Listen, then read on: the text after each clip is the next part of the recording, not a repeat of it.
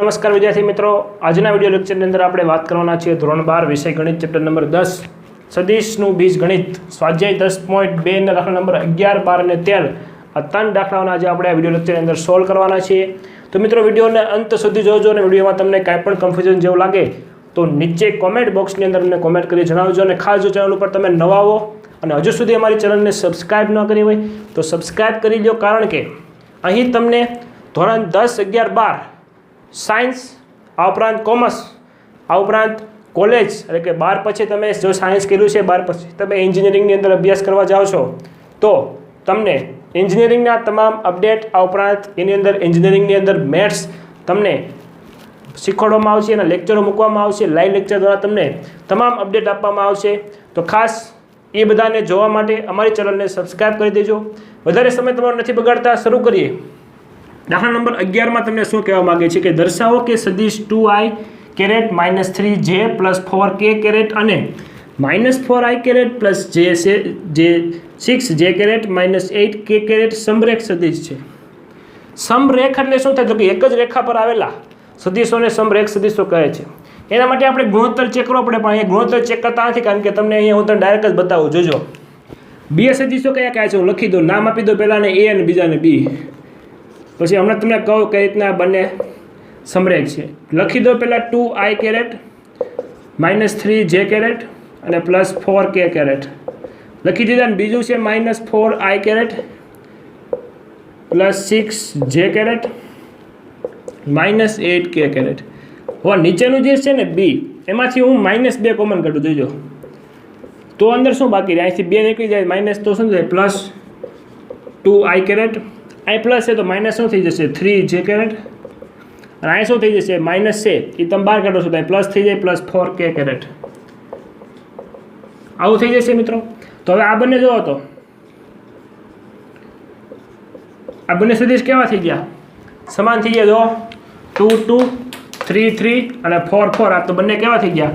સમાન થઈ ગયા। એનો મતલબ એવું કહી શકાય કે આપેલ બંને સદિશો કેવા છે? સમાન છે। ખાલી ફરક શું છે? તો કે -2 આ 2 ગણો સદિશ છે, એટલે કે 2 ગણો મોટો હશે, બાકી આ બંને સમરેખ સદિશો કહી શકાય। આથી આપેલ સદિશ કેવા છે? સમરેખ સદિશ છે। તમે એનો ગુણોત્તર લઈને પણ ચેક કરી શકો છો। Okay, done. 12મો દાખલો આપણે સોલ્વ કરીએ કે 12મા દાખલામાં તમને કહેવા શું માગે છે। તો મિત્રો સદિશ i + 2j + 3k કેરેટના દ્વિકોસાઇનો શોધો, તમને એમ કીધું છે। એને શું મેળવવાના છે? દ્વિકોસાઇનો। દ્વિકોસાઇન એટલે શું થાય? મેં તમને કીધું હતું કે x, y અને z અક્ષ સાથે બનાવેલા ખૂણા એને શું કહેવામાં આવે છે? દ્વિક ખૂણા કહેવામાં આવે છે। એની સાથે તમે કોસ લગાવો એટલે દ્વિકોસાઇન કહેવામાં આવે છે। દરેકના સૂત્ર હતા કોસ આલ્ફા, જોજો અહીંયા કોસ આલ્ફા, કોસ બીટા અને કોસ ગામા, આ બધાના સૂત્ર મેં તમને કીધા હતા। આનું સૂત્ર છે પહેલાંનું x/mod ઓફ કોઈ પણ સદિશ તમને આપેલો હોય એ સદિશ આપણે લઈએ તો એ, y/, તેનું મૂલ્ય સદિશ એનું b, અને z/, સદિશનું મૂલ્ય એ સદિશનું મૂલ્ય। આ સૂત્ર થઈ ગયા। એને l, m અને n વડે દર્શાવવામાં આવે છે। તો આ સદિશ ઉપરનો છે એને હું કહી દઉં, એ સદિશ નામ આપી દઉં i કેરેટ +2j કેરેટ અને +3k કેરેટ એમ કહી દઉં। તો એનું મૂલ્ય મેળવવું પડે, તો મૂલ્ય મેળવીએ આપણે અહીંયા મોડ ઓફ a વર્ગમૂળની અંદર પહેલાનો વર્ગ +2નો વર્ગ +3નો વર્ગ, 1નો વર્ગ 1, 2નો વર્ગ 4, 3નો વર્ગ 9, તો વર્ગમૂળની અંદર 9 ને 10, 10 ને 4 14, તો સદિશનું મૂલ્ય શું આવ્યું? વર્ગમૂળની અંદર 14 એવું આવ્યું। રેડી, આ મને મૂલ્ય મેળવેલું છે। હવે શું કામ મૂલ્ય મેળવવું મને કોઈ કહેશે? કારણ કે નીચે બાજુ જરૂર પડે છે મૂલ્યની। x એટલે શું થાય? તો કે x અક્ષ યામ, x યામ, આ x યામ શું છે? 1 છે, સગુણક તરીકે 1, તો 1/, વર્ગમૂળની અંદર 14। y યામ શું છે? 2, તો 2/, વર્ગમૂળની અંદર 14। z યામ શું છે? 3, 3/, વર્ગમૂળની અંદર 14। આ થઈ ગયા એના જવાબો। દ્વિક કોસાઇન તમને મેળવવાનું કીધા હતા, તો દ્વિક કોસાઇન l, m અને n મેં મેળવી દીધા। આ ત્રણેના જવાબ છે। ખ્યાલ પડ્યો આખી વસ્તુનો? તમે એને આમે લખી શકો કાઉન્સની અંદર, આમ કાઉન્સમાં તમે તેને લખવા હોય આમ તો પણ તમે લખી શકો છો. જો તમે લખી બતાવો, 1/, વર્ગમૂળની અંદર 14, 2/, વર્ગમૂળની અંદર 14 અને 3/, વર્ગમૂળની અંદર 14. આ રીતે તમે પણ એલ, એમ અને એન ને લખી શકો છો, જેને દ્વિક કોસાઇનો કહેવામાં આવે છે. શું કહેવામાં આવે છે? દ્વિક કોસાઇન તમે કહી શકો છો આને. ઓકે, ખ્યાલ પડે છે? તો આ દ્વિક કોસાઇનની વાત હતી મિત્રો. સૂત્ર ખાસ જોજો બધાના. 13મું સૂત્ર, સોરી 13મો દાખલો. સૂત્ર શું? સૂત્ર જ યાદ આવે છે બધાને, નહીં?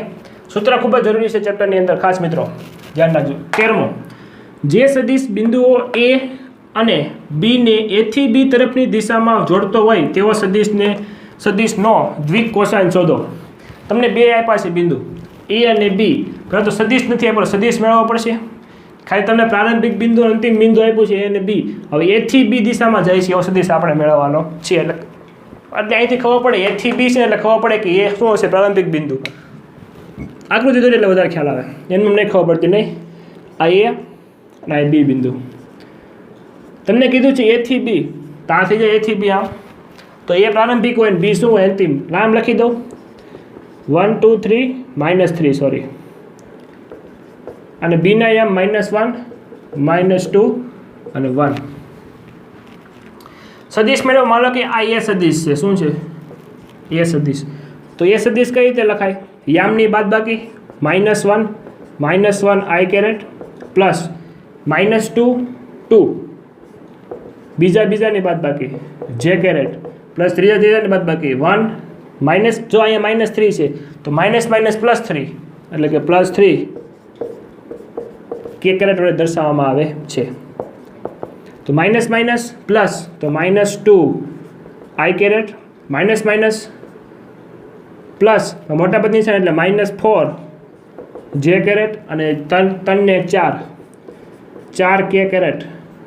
તો આ થઈ ગયો આપણો એકમ સદિશ. પહેલાં તો સોરી, એકમ સદિશ સદિશ થઈ ગયો આપણો. શું થઈ ગયો? સદિશ. એકમ સદિશ તો ન કહી શકાય ને આને, કેરેટવાળો હોય ને એકમ સદિશ કહેવાય. આ સદિશ થઈ ગયો ખાલી એન્સોરમાં. સદિશના દ્વિક કોસાઇન શોધો. દ્વિક કોસાઇન એટલે શું? L M N. જો મેળવા એલ એમ એન, તો પહેલાં મૂલ્ય મેળવવું પડશે. આનું મૂલ્ય મેળવી લઈએ.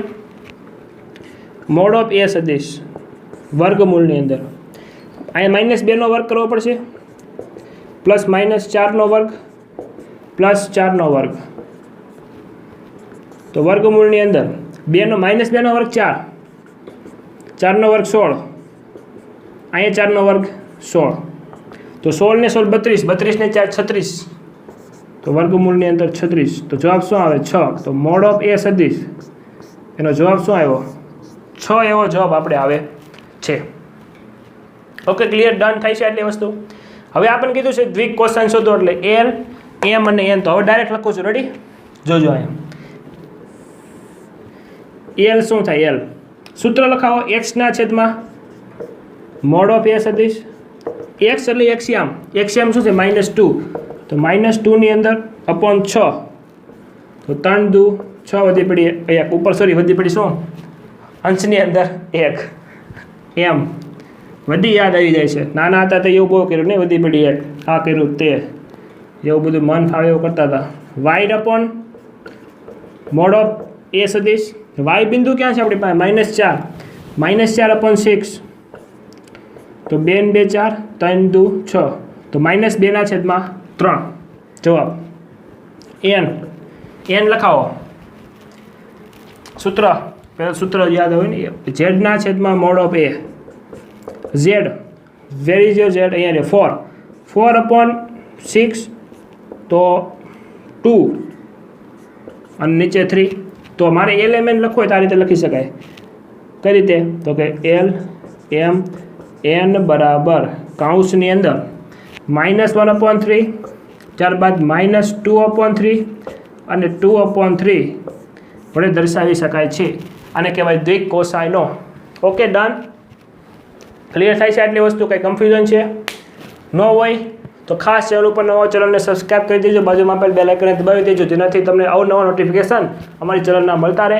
હું છું રાહુલ ભુવા અને ફરી મળીશું એક નવા કન્ટેન્ટ સાથે, એક નવા એજ્યુકેશન અપડેટ સાથે. બી પોઝિટિવ, બી સ્ટ્રોંગ.